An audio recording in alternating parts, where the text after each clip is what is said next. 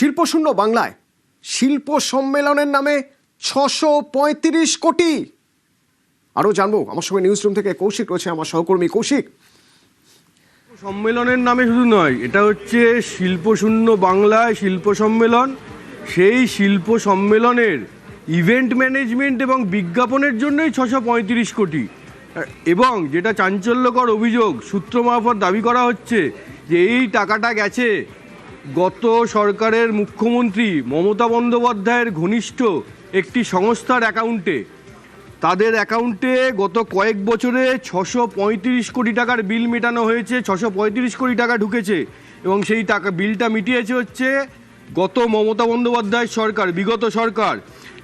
যেটা মনে করা হচ্ছে সূত্র মারফত যে এই ৬৩৫ কোটি টাকা সরকারি টাকা আসলে লুট করা হয়েছে। তুমি ভাবো, শিল্প সম্মেলনের বিজ্ঞাপন এবং ইভেন্ট ম্যানেজমেন্ট, তার জন্য ৬৩৫ কোটি টাকা।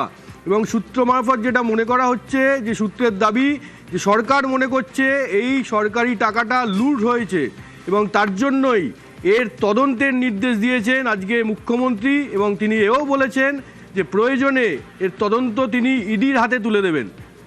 মুখ্যমন্ত্রী শুভেন্দু অধিকারী কি বলেছেন এই প্রসঙ্গে একবার শুনুন।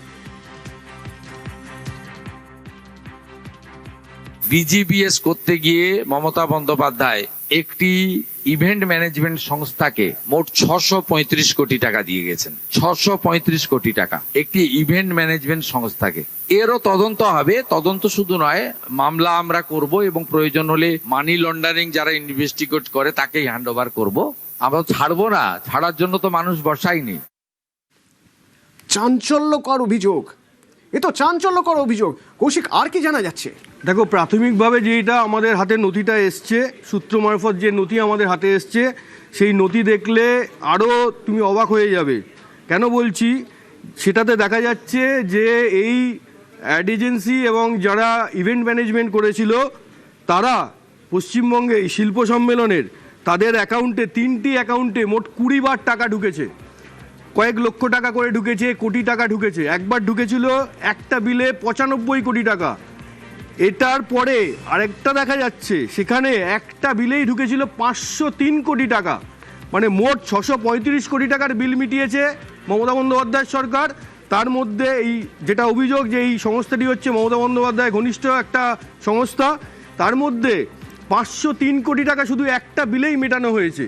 এবং এরই তদন্ত আজ যে হবে সেটাই আজকে জানিয়ে দিয়েছেন মুখ্যমন্ত্রী। ধন্যবাদ কৌশিক।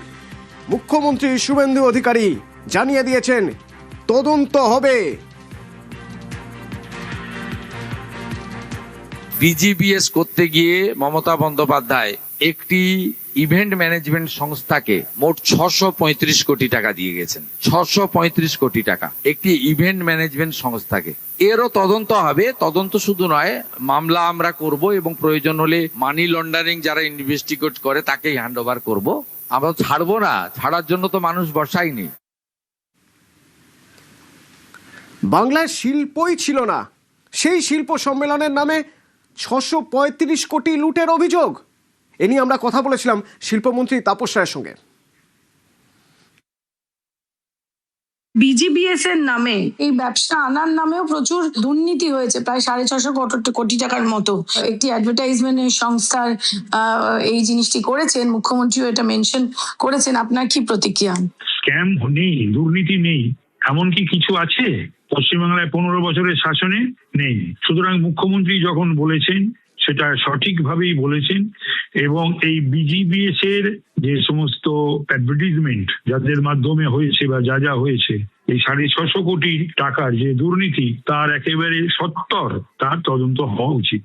এত বছর ধরে করে এসেছে যে এখন কি হচ্ছে, রক্ষক যেটা ভক্ষক, বাসা সে তো মরিয়াই। শিল্প যেখানে শূন্য, অর্থাৎ আমাদের এখানে এমনি শিল্প প্রথম থেকে পিছিয়ে, সেইখানে কি এটা একটা খুব এটা খুব বড় দাগ? আমার কাছে কথা হচ্ছে, একটা ওনার উপর দাগ লেগেছে, ওনার লোকজনের উপর দাগ লেগেছে, দলের উপর দাগ লেগেছে ১৫ বছরের। কিন্তু উনি যে এনর্মাস ক্ষতি করে দিয়ে গেলেন বাংলার, পশ্চিম বাংলার সর্বক্ষেত্রে, বিশেষ করে নবপ্রজন্ম, পশ্চিমবাংলার তরুণ তরুণী, যুবক যুবতী, ছাত্র ছাত্রী, এর কোনো ক্ষমা হয় না। সেখান থেকে দাঁড়িয়ে শিল্পের আপনারা মোড় ঘোরানোর চেষ্টা করছেন। শিল্প না হলে এই সমস্ত ছেলেমেয়েরা কি করবে? আমাদের বাড়ির সব ছেলেমেয়েরা, শিল্পই তো পশ্চিমবাংলার এই ছেলেমেয়েদের বাইরে যাওয়া থেকে, কর্মসংস্থান থেকে এবং বাংলার অর্থনীতিকে পুনরুজ্জীবিত করার তো একমাত্র উপায়। কৌশিক আছে আমার সঙ্গে নিউজ রুম থেকে। কৌশিক, শিল্প সম্মেলনের নামে 635 কোটি লুট এবং শুধুমাত্র একটা অ্যাড এজেন্সিকে এত টাকা দেওয়া হয়েছে, এ তো মারাত্মক। মারাত্মক। অ্যাড এজেন্সি মানে বিজ্ঞাপন এবং ইভেন্ট ম্যানেজমেন্ট, এর জন্য 635 কোটি টাকা। এই 635 কোটি টাকা কে দিয়েছে? দিয়েছে রাজ্য সরকার, মমতা বন্দ্যোপাধ্যায়ের সরকার। টাকাটা কার? রাজ্য সরকারের। রাজ্য সরকারের টাকা মানে কি? সেটা সাধারণ মানুষের করের টাকা। সাধারণ মানুষ কষ্ট করে রোজগার করেন, তারপর সেটা কর বিভিন্ন ক্ষেত্রে কর দিতে হয়, সেই টাকাটা রাজকোষে যায়, মানে রাজ্য সরকারের খাতায় যায়, পকেটে যায়।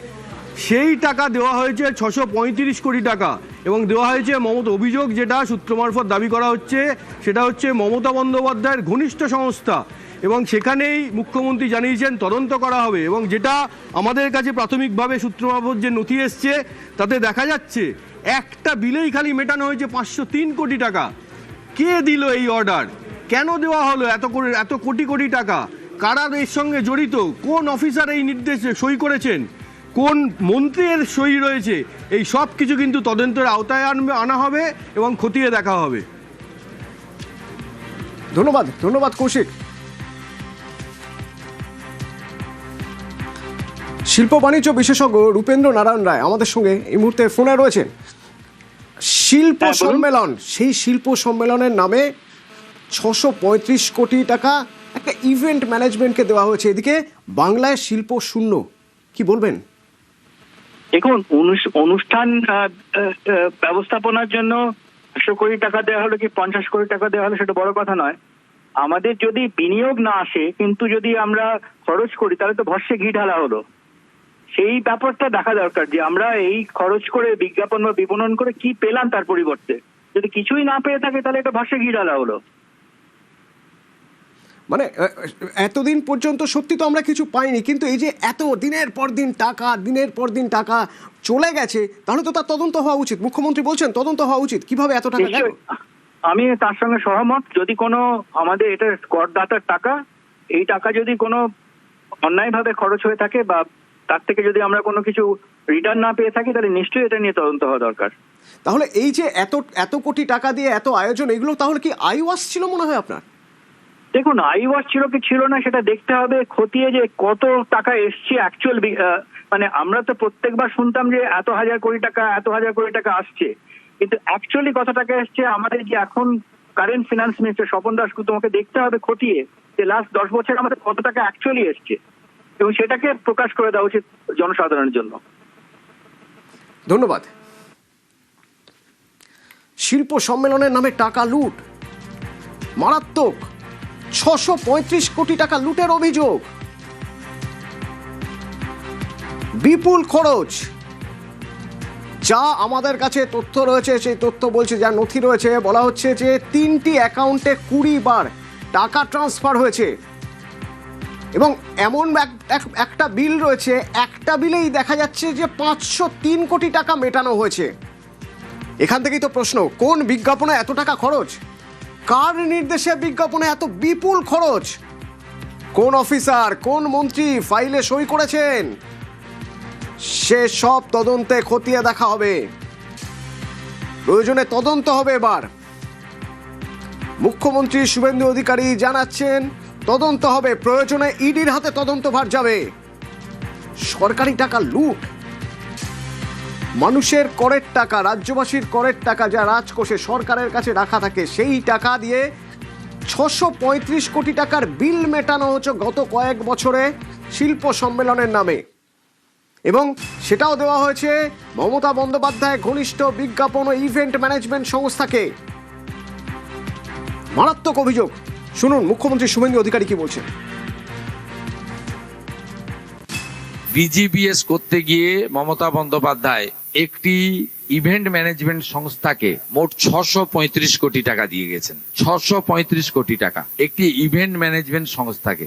এরও তদন্ত হবে। তদন্ত শুধু নয়, মামলা আমরা করব এবং প্রয়োজন হলে মানি লন্ডারিং যারা ইনভেস্টিগেট করে তাকেই হ্যান্ড ওভার করবো।